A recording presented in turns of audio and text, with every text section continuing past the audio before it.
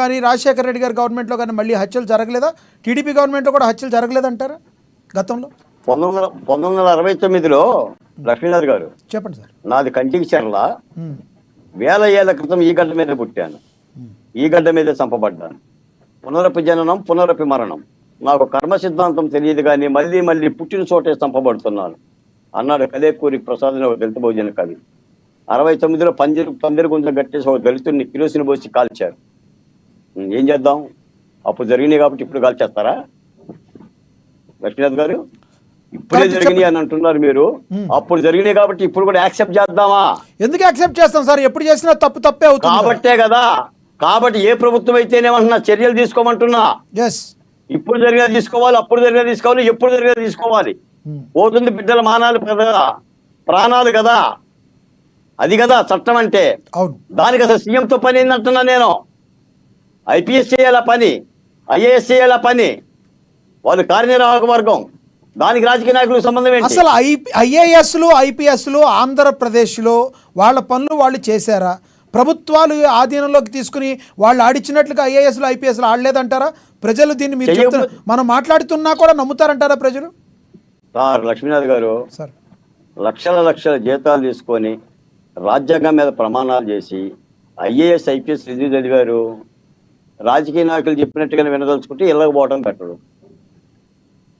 అదే కదా చెప్పేది. కాకపోతే మన దరిద్రం ఏంటంటే రాజకీయ నాయకులు వాళ్ళ దగ్గర తాబేదారులుగా మార్చుకున్నారు. ఇటీవల కాలం ఎక్కువైపోయింది. మనమే చెప్పాం కదా. ఇప్పుడు వైఎస్ అవినాష్ రెడ్డిని అరెస్ట్ చేయడానికి వెళ్ళిన సిబిఐ అరెస్ట్ చేయకుండా తిరిగి వచ్చింది. కారణం ఏంటి? ఎస్పీ గారు నేను అరెస్ట్ చేయను అన్నాడు. అంటే ఇలాంటి కార్యక్రమాలు ఏ ప్రభుత్వంలో జరిగినా కూడా తప్పే కదా అంటున్నా లక్ష్మీనాథ్ గారు. అవును కంటిన్యూ ప్లీజ్. ఎవరు చేసినా తప్పే కదా. దానికి చంద్రబాబు నాయుడు గారి పేరు ఎందుకు, జగన్మోహన్ రెడ్డి గారి పేరు ఎందుకు?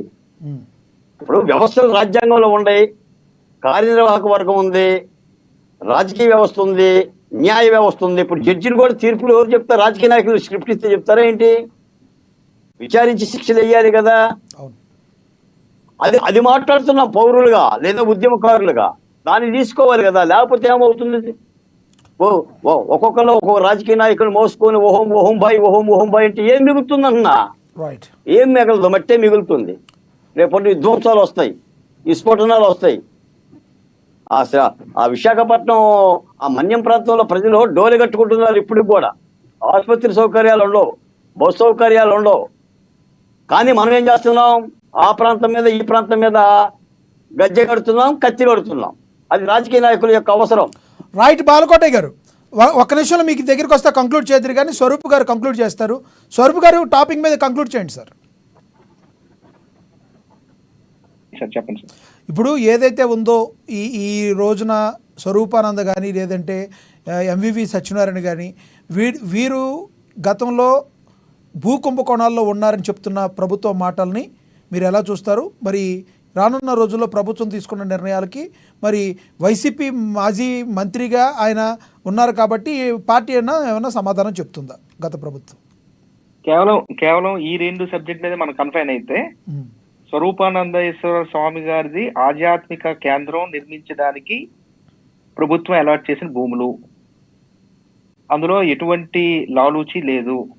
అది ఏదో వైఎస్ఆర్ కాంగ్రెస్ పార్టీ ఆఫీస్ కట్టుకోవడానికో లేకపోతే అది అమ్ముకోవడానికో. అంటే ఇక్కడ ఓన్లీ ఆధ్యాత్మికంగా అలాట్ చేస్తే ఏం కాదు, దానిలో వాణిజ్యానికి సంబంధించి కూడా ఆయన అడిగితే ఇచ్చేటని దాన్ని ఎలా చూడాలంటారు? అంటే ఆధ్యాత్మిక భావంతో వేరు, వాణిజ్యాలకు సంబంధించి కూడా అడిగితే ఇచ్చేయడం అంటే వేరు కదా.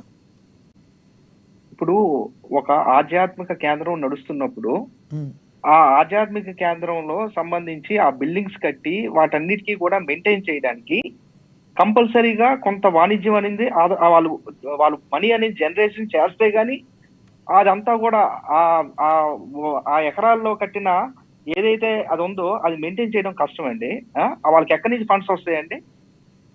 సో అది ఒక చిన్న క్లాజ్ పెట్టారు అంతే తప్పించి దానికి సంబంధించి ఇప్పుడు ఉదాహరణకి మా శ్రీకాకుళం జిల్లాలో నాట్యంకి సంబంధించి భరతనాట్యం చెల్లించడానికి ఒక 10 ఎకరాలు మేము కలెక్టర్ గారు ఇచ్చారు. 10 ఎకరాలు. ఆ 10 ఎకరాలకు సంబంధించి వాళ్ళే కట్టుకోవాలి. ఎవరైతే ఆ సొసైటీ ఉందో వాళ్ళే కట్టుకోవాలి. కట్టుకొని వాళ్ళే పిల్లలకి ఫ్రీగా పాఠాలు చెప్పాలి.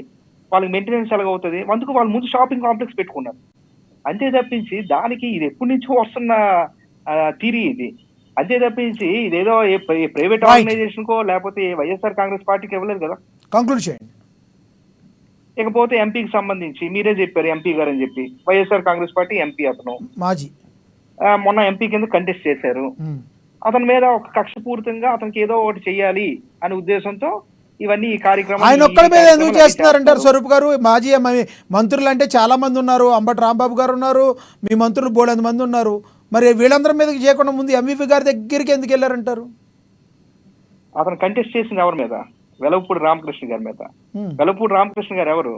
Back bone to Telugu Desam party. అతను ఎందులో ముద్దాయి? అతనుకున్న ప్రియారిటీ ఏంటి? అతను మినిస్టర్ అవ్వకపోవచ్చు, కానీ వెలవపూడి రామకృష్ణ గారు is the back bone for Telugu Desam party. అతని మీద ఎవరు కంటెస్ట్ చేయకూడదు, అతని మీద ఎవరు డబ్బులు ఖర్చు పెట్టకూడదు, అతని మీద ఎవరు గలం ఎప్పకూడదు. అదే ఎజెండా. ఇంక అందులో ఏముంది అందులో? రైట్.